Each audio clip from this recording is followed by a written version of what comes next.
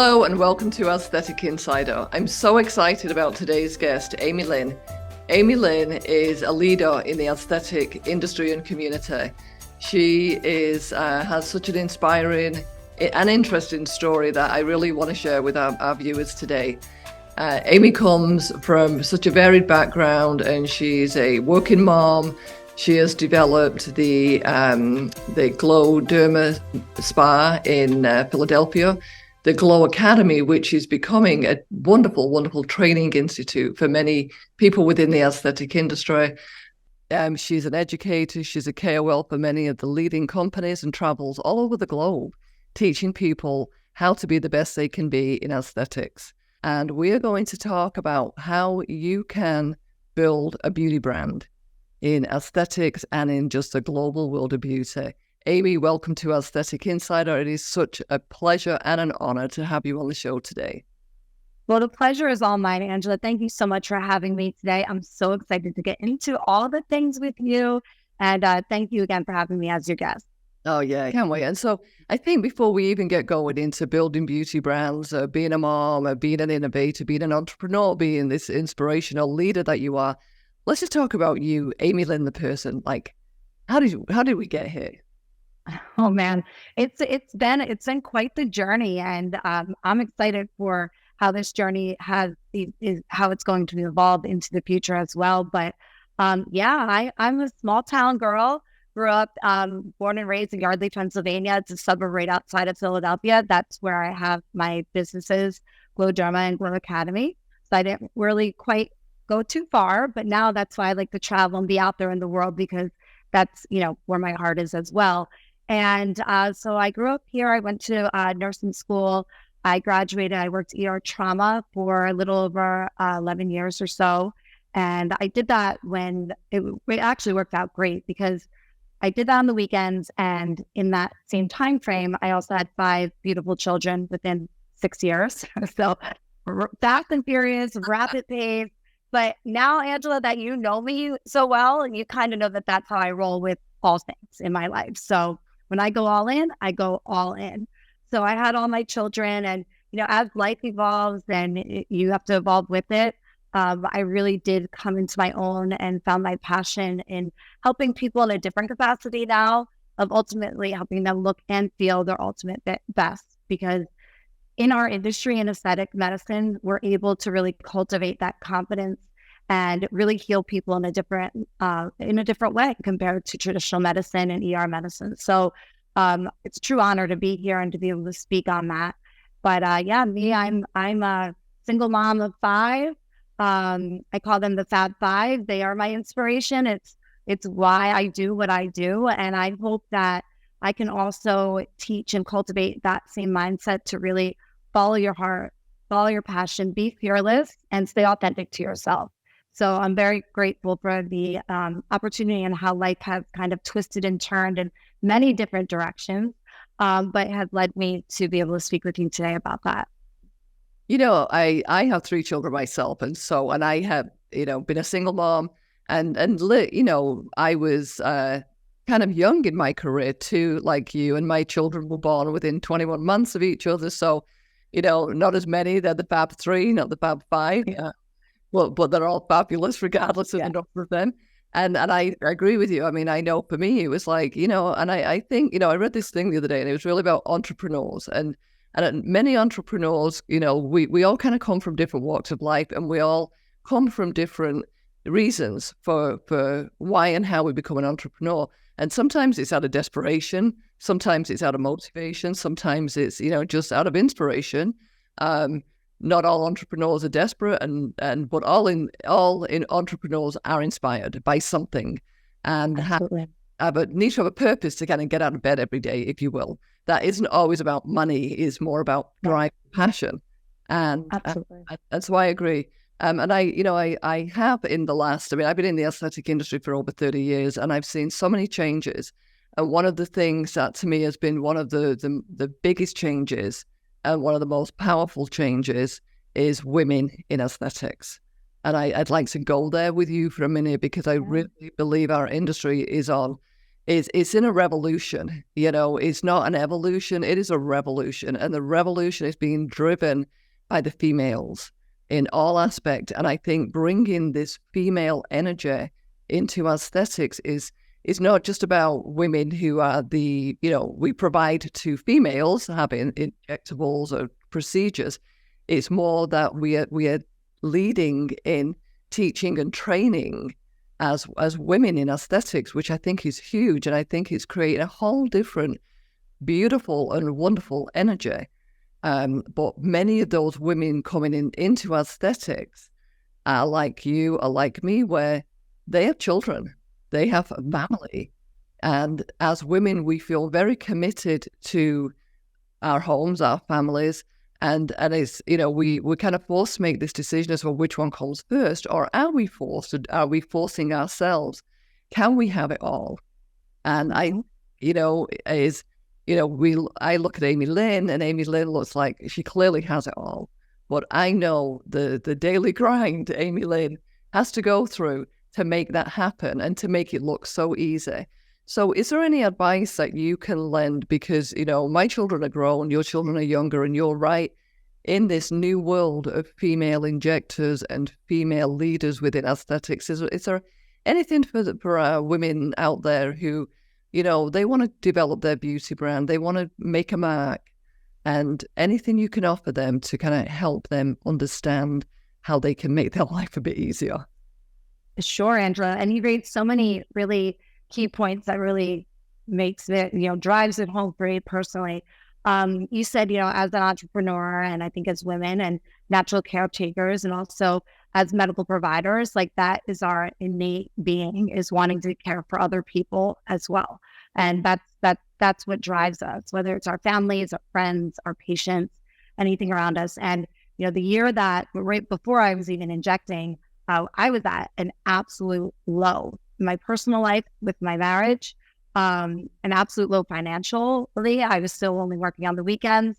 There was a lot of lows. And I have to say that I think in those moments of vulnerability where you're able to really kind of reground yourself, reset and reprioritize, it's not that I said, I want to have this great beauty brand, I want to be out there in the world. I mean, that wasn't even on the radar or a consideration. I barely even knew what Botox was. And, but you kind of have to dig deep and think about listen to the universe, and also follow what your innate being is. And one thing that I've always done ever since I was a little child, I'm really big about the community and bringing people together for a positive cause. I'm like the connector, I'm the organizer. I like to be creative. I like to use that energy and really have a positive voice. So at those moments, it was wow, you're pretty much rock bottom. You're almost losing your house. I wasn't financially on the pulse with what my ex-husband was doing, which is also a learning opportunity. And being a business owner now, that's something that I really advise women, empower yourself in your finances. Don't just hand that off to somebody else. Help someone organize that for you, because I think also as women, that might not be our natural interest, or just thinking that the other partner, whether it's a business partner, in a relationship partner, is just handling it. Because, things were really kind of wow, the wool was being pulled off from my eyes, and looking at my children. It was Christmas time. We had nothing, and we had nothing of value. Water was being turned off. And I basically was looked at my kids who had no idea what was going on, because I would hide everything, because that's what we do. We have to be strong for our families, and we have to not show vulnerability, and we have to hold everyone's emotion and their needs within ourselves. And the only thing that I had of even slight value was my engagement ring at the time. So I went and I sold my engagement ring to buy my children a trampoline, because as an ER nurse, they thought there was no chance that mom was going to be doing that. And I remember that Christmas morning looking down at them, so happy in their pajamas and smiling faces. And I said, that's my why. And every time I feel like I need that reminder, I look at that picture and I think about such a really compromised state we were in so many ways. But those 10 bright blue eyes looking up at me, jumping on the trampoline, happy as could be on Christmas morning, still believing in Santa Claus, because there was no way their ER trauma nurse mom was going to get that. That was something. So in moments like that, I think that it's really important to dive into. And from there, it's kind of like how these opportunities just kind of opened. And again, I think a lot of us can say, like, in these times that maybe finances aren't the best, we also want to feel good. We want to feel like a human being, and the world is falling apart in some ways. So what did I do? I scrounged up some extra money a few months later, and I went and I got Botox. And I could just say that I fell, and a nurse was the one that did it, and I didn't know what the rules were, what if there were special programs. I had no idea. It wasn't really a thing back there. It wasn't as it is now, where there's so many resources and so many mentors that you can lean on and get advice and kind of be led in the right direction. And I could say, like, I love the results, but I loved how I felt afterwards, because I felt just that little boost of confidence. And I'm not even saying this to be dramatic, but from that experience, it was like, let me look in to see how I could maybe do this. Because it wasn't just it had nothing to do with money. I just liked how that person made me feel and how I felt after getting that treatment done. So from there, I started doing concierge work with a physician that owned a medical spa. I hustled like crazy. I mean, it was 7 nights a week, networking. I fell in love with the whole emotion of it. I borrowed money from my parents to take my first course, and because we had nothing, and I did pay them back. And I just fell in love with that whole experience with the patient. And 2 years from that day of me taking that course, and after being crazy, I mean, the things I used to do just to get my name out there and like just get going with it, it was the self-drive inside of me. And I was fearless, I have to be honest. And I think that sometimes when we overthink when the right time is, what the right position will be, what the right opportunity, that's where we get lost. And that's when you start to overthink all the what ifs. When you have nothing to really lose and you're being driven by passion and being authentic to yourself and really, having nothing to lose as far as the flip side, you're fearless. And I think that I learned from some of these really hard, but really good learning opportunities. I've kind of built that like fearless mentality. So now that we're fast forwarding, 9 years later from that first course that I took, it's like that innate being is still really a fire within me. So I just kind of trust the process. If it feels good, if it feels right, if it's a project that I want to work on, if it's a business jump that I want to do, it's never going to be the right time. Because if it was the right time all the time, none of us would do anything. We'd still be waiting. I wouldn't have had 5 children. You may have not had 3. We might have not gotten into this career path that we're in. So I guess the summarized whole thing is, don't overthink it. Follow your heart. Don't be driven by dollar signs. I literally opened up my business after 2 years with no loans whatsoever. It was all me, and it still continues to be. And I can honestly look around in my offices and say, I worked for every single last bit that went into this. And it's a self-drive, and it's not the material part of it. It's just like you go back to those moments of those Christmas mornings on the trampoline and you're like, wow, that was tough. But you know what? It didn't stop me. And that's the bottom line with that. You know what I love about what you just shared with us is the trampoline. Because you could have bought your kids anything, right? You had, within whatever amount of money that trampoline cost. But you bought something that was for all of them, not 5 individual gifts. So it was something for all of them that brought them together as siblings and as a family and as a community with you. Yeah. It was also something that provided joy, and it provided energy. I mean, because, you jump on a trampoline, whether you want to jump or not, it moves, right? Yeah, and energy begins, and, it's like, dancing and movement. And that movement is almost like, you could have played victim and you could have just wallowed in your own misery, but you chose not to. You chose to find something that would bring joy and energy to your children, which in turn, of course, has brought joy and energy to you as a mom. But that energy has continued. It's almost like it's never stopped. From that trampoline, that first jump on that trampoline, that looking at, like, so those 10 blue eyes. Yeah, like that. and the look of sheer joy on the kid's face. And that energy is, I mean, that's what I see in you at the conferences, that where I'm involved in conferences and you're speaking at the conferences, or, when I just see anything that you're doing, is that joy is continuing, and it's a thread I think you began 9 years ago that is going to continue for many, many years. And if that Thank you. we can take away from this moment is find the joy and try and keep the joy as Absolutely. you can. That's wonderful. Yeah. And so then for is there anything like again for just briefly for those new injectors, those new providers, even those new MDs, and DOs and anybody who is now looking to kind of begin their aesthetic practice and knowing, is going to be uphill, and maybe it's always going to be uphill, but there are moments of, joy and emotion and times when you can look back and say, oh my God, I'm so proud of what I have accomplished and what I've achieved. And despite everything, I overcome the odds and I create something really beautiful. Is there anything kind of in a nutshell that, you'd like to add to this section of our interview today for those new people out there? Yeah, I think also because I didn't necessarily have a very strong mentor, I kind of had to mentor myself and kind of put myself and figure it out, basically. So I think there's something that comes along with that as to why now I'm so passionate about education and mentorship.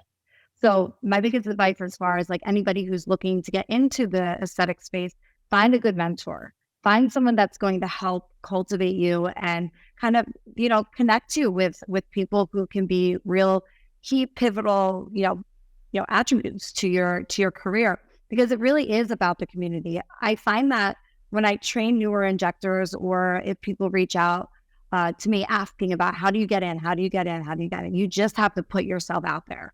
Like, again, go back to that, like, you cannot be scared and intimidated. You have to find the right people and you have to put yourself out there. And I think that, like, as a community in medical aesthetics, that's the beauty of it, because we're all doing, we know a million great injectors, right? But what is the bigger purpose out there? We want to show a community of positivity, of confidence. We want to instill that with our patients. And we also want to instill that as a positive mark, overall, not just in medical aesthetics. And what does our message want to be? Because what you mentioned before, social media, people are watching us, and people might be like, so you have to be really careful with your messaging of what you're putting out there, because there's plenty of people where there's like this disconnect between what they're putting out there and then also who they are as a person. And that's why I manage my own social media, because I don't want my voice to get lost somewhere by somebody else putting out words, because it's a bigger than just saying, this is the Amy show, right? Of course, there's self-promotion that goes into its marketing, right? But if I can affect one person positively, and maybe they're feeling a certain way, maybe feeling a way that I have felt at some point, that can reach them and brighten up their day and give them a little bit of that encouragement to move forward, then I've done my job in that regard. So I would say just put yourself out there. Anybody listening today, please, I'm like an open book. Reach out to me. There's plenty of good resources. If I don't know, I will connect you with somebody that can. And really, like, we are a community in this space. And like, I just want to keep carrying that positive message forward in my career, in education, with my patients, with my squad, with my family, and with the overall community of these amazing colleagues that I've been so blessed to be aligned with. That's a wonderful answer, and so much information, for our viewers and anybody out there looking to get started. You said something earlier as well that I kind of would like to touch on a little bit too. Again, I've been in aesthetics for a long time and kind of started out working more with plastic surgeons, male plastic surgeons. There weren't so many women around at the time, and doing all aspects of marketing, from television and promotion to education. And education has always been big with me too. And it began with the education of patients. It was more, I'm doing PR for doctors. I'm getting them on Good Morning America, on the Today Show, or at Vogue magazine. And it was always rooted in education, to try and educate the patient. Well, we've done a great job, because I think, even my mom, who's passed away now at the age of 96, but she knew what Botox was, when she lived in this tiny village in the north of England. And I just remember her saying to me, like, what's all this Botox about? And I'm like, what do you mean? How do you know about Botox? You're like, oh, everybody knows about Botox. You know? Right. That was years ago, many years ago.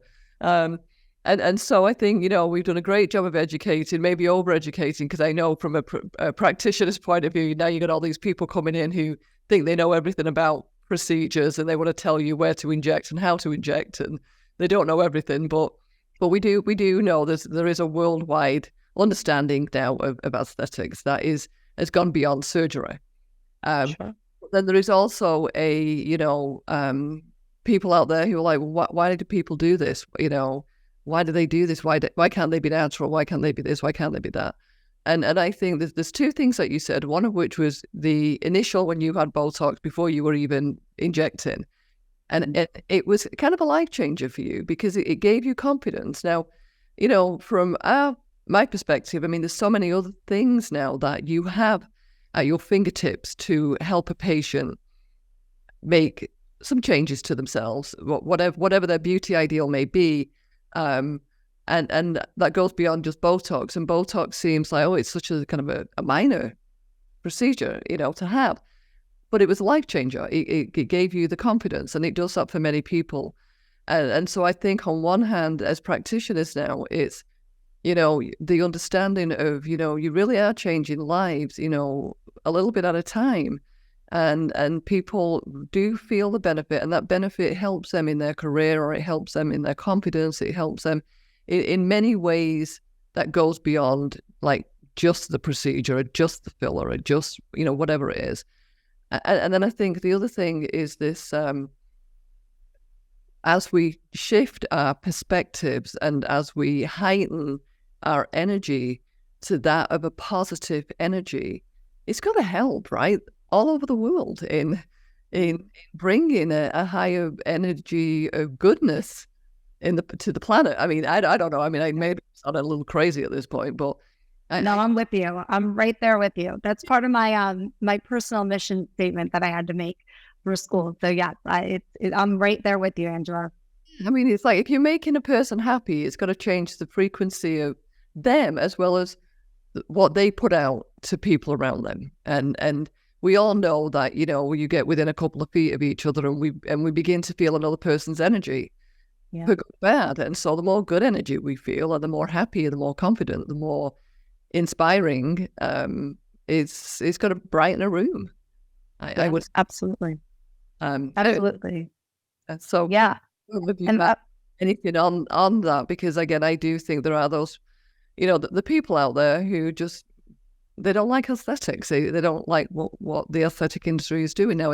Obviously, it's minor because right. people that are on board with the aesthetic industry, they're not on board with it. But do you have any input there?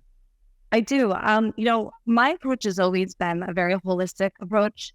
That it's not just the procedure, it's not just from the outside, it's also that relationship that you build with the patient. And I think if somebody like Glo Derma was basically my why it was built was because I wanted a place that people felt comfortable coming to, not intimidating, and that it appealed to a lot of different people. So people ask me like, what's your like top demographic? I'm like, I can't even tell you because I see 20s all the way up to mid 80s, and it's from all various backgrounds. We have, primarily stay-at-home moms, or we have models, we have actresses, we have CEOs, we have divorced. I mean, it goes men, women, all the different types of wonderful people that come. And I love that because it's an attraction that like, I feel like people feel like they can be themselves with me and be themselves with their team. And they feel like it's non-intimidating. So even if somebody is kind of hesitant of coming in, I think once they get through the doors, because we offer a variety of different treatments, it's not just injectables. Of course, that's my primary focus as a practitioner, but we offer many different services. And then they come in, they get to know, it's like, oh God, they're not just like stuck up, like standoff, like judgmental zone. Like we're extremely non-judgmental. And once they get to talk to us and they start to open up and you start building that trust with the patient and, treating them as as you're there, you're present. It's like a therapy session. And I know for me, like I love meditation. I believe in, all these different things to kind of really get your head straight. I practice mindfulness as best as I can, even with 10 million things going on. It takes a lot of work. But I realized probably about a year ago, one of the only times that I can actually say I don't have to consciously think about being present is when I walk in that door and talk to my patients. Nothing else, everything else is blocked out. And I think that patients can feel that. I know I can when I'm speaking to somebody, and I can tell if they're out for lunch, this way, or their head somewhere else, and they're not really holding space for me. And I think that that's something that even through like my divorce, for instance, I never skipped a day of work. It was a crazy ride, but I just found that even my patients, like we were saying, how our children inspire us, like my patients inspired me, my colleagues inspired me. And it was almost like this positive outlet of almost like this meditative kind of thing, even though you're working and you're doing and you're present in that moment. Consciously, I didn't have to think about anything else and I continue that on, and then I can compartmentalize pretty well. I mean, I come from ER trauma inner city, and I also have 5 children, and this space that I hold here is sacred to me. So everything gets left at the door, and I want people to feel when they come in, whether they're training with me or they're a patient or my team, that all their worries and their care, like fears, they can come in and they can leave it for the time that they're with us. And hopefully when they leave me and leave my team, that they feel that little extra boost and they have extra pep in their step, and maybe something that we were able to connect on is going to help them on their daily lives. That's wonderful. That's wonderful. It sounds like you have kind of created this Glo Derma as this beautiful aesthetic sanctuary for patients from all walks of life. Let me ask you now, what was the, taking from, obviously your career over the last 9 years and getting to, the success of Glo Derma as the practice, if you will, to what was the aha moment for Amy to begin the Glo Academy? Was how did that come about? Because, of course, not everyone's a teacher or a trainer or an educator, but many want to be, many could be, should be, maybe some should not be. But anyway, what was it with the Glo Academy? Because that is newer, at least in the past couple of years, and something that I think has become highly prestigious and really well recognized within our industry. Well, thank you. Thank you for that. So the same way as we talked about earlier about educating our patients, I take a lot of time with my patients so that they understand, they get aesthetic plans, they get follow-up. It's a journey. I also then was asked to be, I think, just from me, being out there and having Glo Derma be such a success rather quickly. And when I opened, it was like, who's this new kid on the block opening up this place? And like, where'd she come from? I was out there. It was just like that now I had a physical space. Glo Derma asked me to be part of their faculty as a trainer. And so I got in with that network. And again, it's about building relationships and really putting it all in. And I realized I love to teach and educate other providers. So as that has been developing over the past few years, then, now I'm considered like part of their faculty. I go on podium. I love that whole experience because, again, I think you get to have like a larger voice and a different voice as far as education, which has also led me to some of my best friends I'm meeting now in my 40s, which is amazing. So we're all learning together. And the aha moment was, I was like, I think we need to have something here in-house to host some training. So about a year and a half ago, I purchased the building. So we doubled in space. And when I first opened Glo Derma, I had a million ideas for the space that we're sitting in now. I thought it was going to be like more like a IV drip lounge. We do offer those services, or a spa. I had 100 ideas. And again, timing's everything. Once I purchased, I'm like, let me just see how this develops, because we were doing it in our lower level in our Glo Derma side. And it was like one of those things where I'm like, it's time. I want to hold now collaborations here. I want to have my own training studio here as well. I want to invite my amazing colleagues and friends. So we have a space that we can really make some magic here and learn with one another. And I'm like, that needs to be Glo Academy. And it was just like, let's go. End of last year, again, I never do anything half. We were supposed to do like stage 1 because I was hosting my Coast to Coast and Everlab. All in. on October. Amy's all in. I'm all in, guys. Yeah, when I'm in, but when I'm allowed, I'm allowed. So like when I'm all in, I'm like, yes. And again, it's like if you just listen and kind of like go back to like, what do you love to do? Like I have like every day is like a great day when I'm here because I'm loving what I do. I mean, we have our ups and downs and everything, but I innately love what I do. It's not like I ever dread going to a training or dread going to a podium opportunity or dread being with my patients or my team here. You know, it's not all like butterflies and, you know, rainbows all the time. I mean, there's things that you just have to know how to cope and deal and troubleshoot and learn and grow from it. And so we ended up doing this massive build out before our coast to coast cadaver. I mean, the lights were still being hung that we're looking at, paint was being dried. And I'm like, we're going to do this and we're going to pull it off. And we did. And now it just continues to develop. And again, I really wanted to have a space. I mean, where we are, we're a suburb of Philadelphia. So I'm not too far from New York. I'm not far from DC, Baltimore, Philadelphia, obviously. Like Bucks County is a pretty, large community that continues to grow and a really good hub to bring people in on the East Coast and from all over the world. So, so that's kind of like my love of mentorship and wanting to give that back after going through kind of like all the struggle and, you know, obstacles, I should say, that I had to just kind of figure out. I want to now be a resource to others to help them along their journey because so many people now want to get into our field or just kind of are in, but they don't know where to go next or how to get to the next stage. Like I want to be a resource with them because I'm learning something new every single day, not just techniques, just how to run a business, how to, you know, my ideas firing off because I am super creative.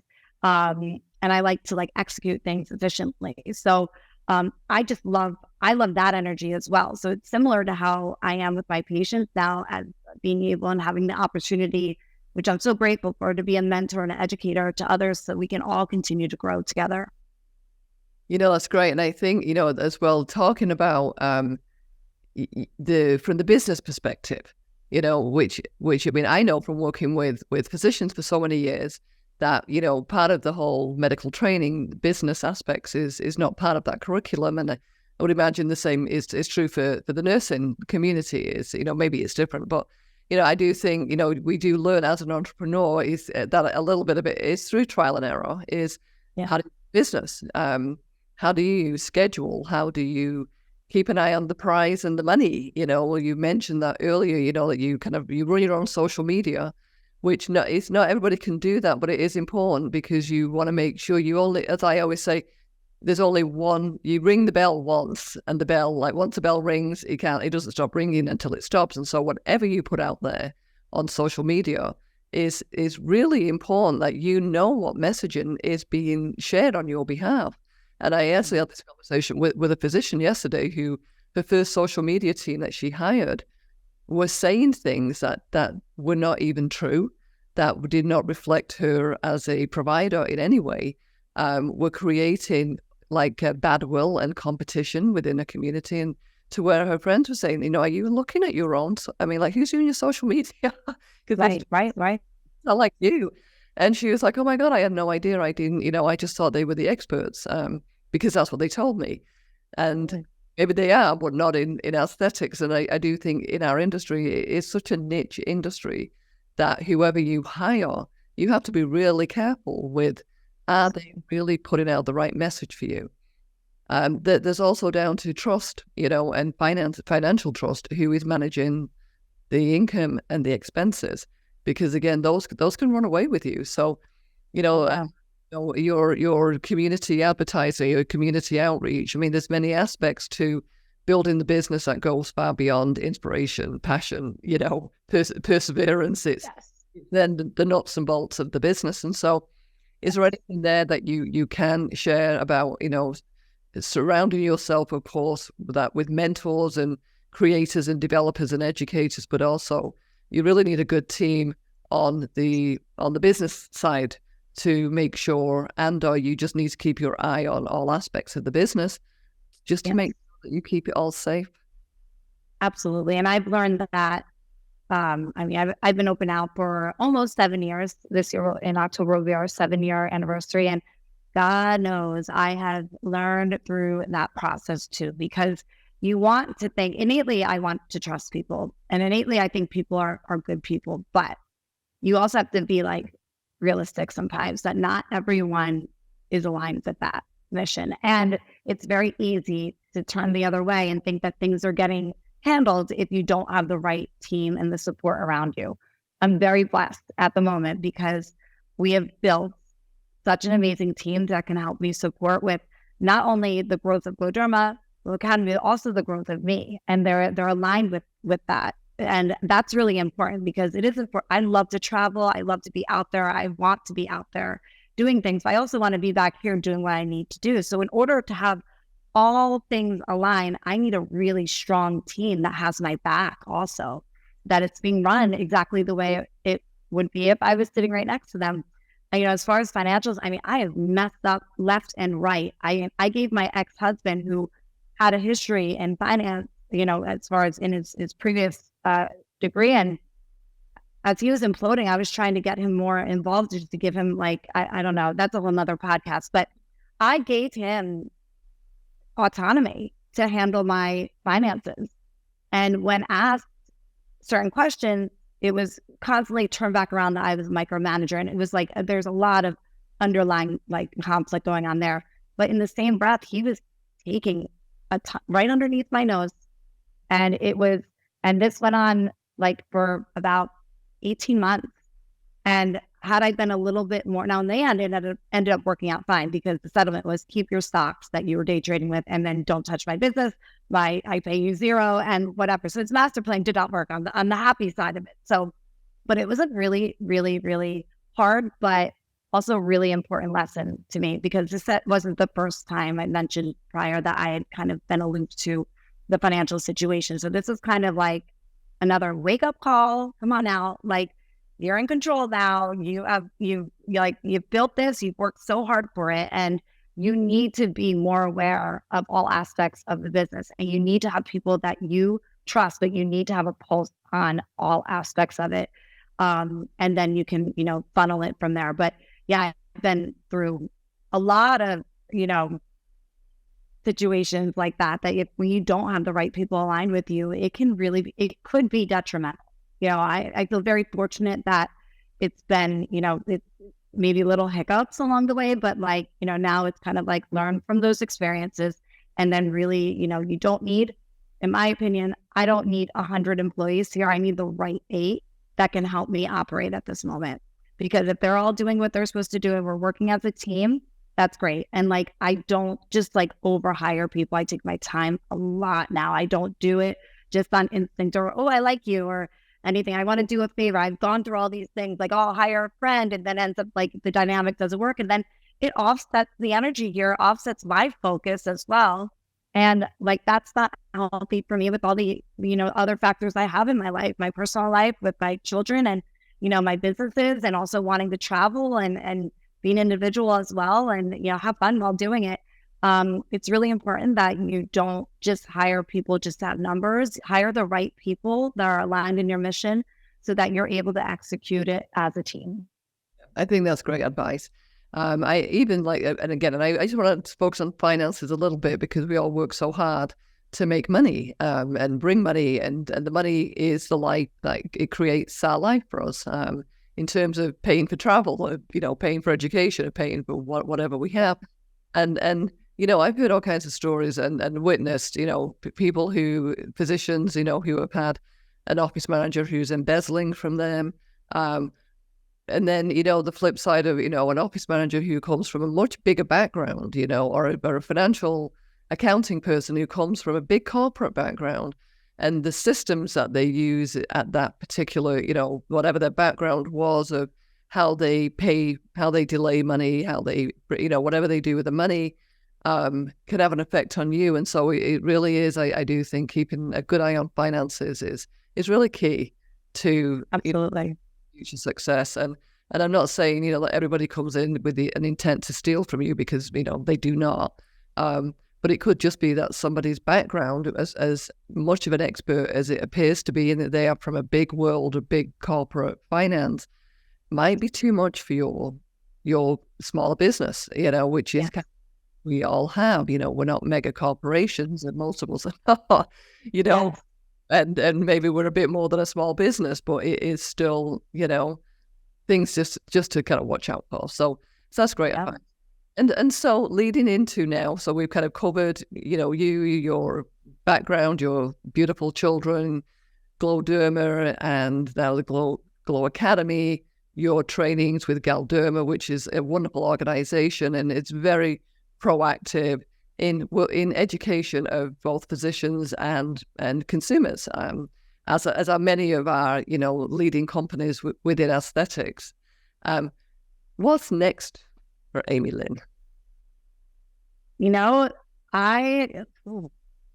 I hope a lot. I mean, I feel like honestly, like I'm just getting started with a lot of things, and there's so many ideas I have going. I'm not like one of those people that have like this like really elaborate business plan and I follow this model and this, and I think that actually suits my personality fairly well. And I'm just excited to just keep growing, being able to, get out there more, be a part of this community, like be a leader, really, really myself with the educational factor as well. I really want to get involved a little bit more in research and like kind of like that aspect, a little bit different outside my comfort zone. I am in school right now. I'm finishing up my nurse practitioner within the next year or so. So that's kind of like, that's been a huge challenge for me because it's online learning and I'm more hands-on demonstrative and communicating. So, but it's pushed me, and I realized I really love research and I like, clinical data and like, kind of doing some of that also as part of my career. But I really want to continue to be a positive voice in this community. I want Glo Derma to continue to grow and just keep the momentum going. I want Glo Academy to expand on what we've already been doing, work on really tight collaborations, travel the world. I love to travel the world, and just be the best mother, the best mentor, the best business owner, and the best Amy that I can be. I love that. Amy, thank you so much for being on the show today. I want to end on that note because I think being the best you can be is the best gift you can give to the world and the best gift you can give to your patients and your family. Thank you, Angela, so much for having me on your podcast today. I truly, truly appreciate it. I think this is such a great way to have a voice and a presence in connecting with others, of having a fantastic platform like this. And just be you, keep glowing and growing, and I just thank you again so much for everything. Absolutely. Well, Amy, it's been a pleasure.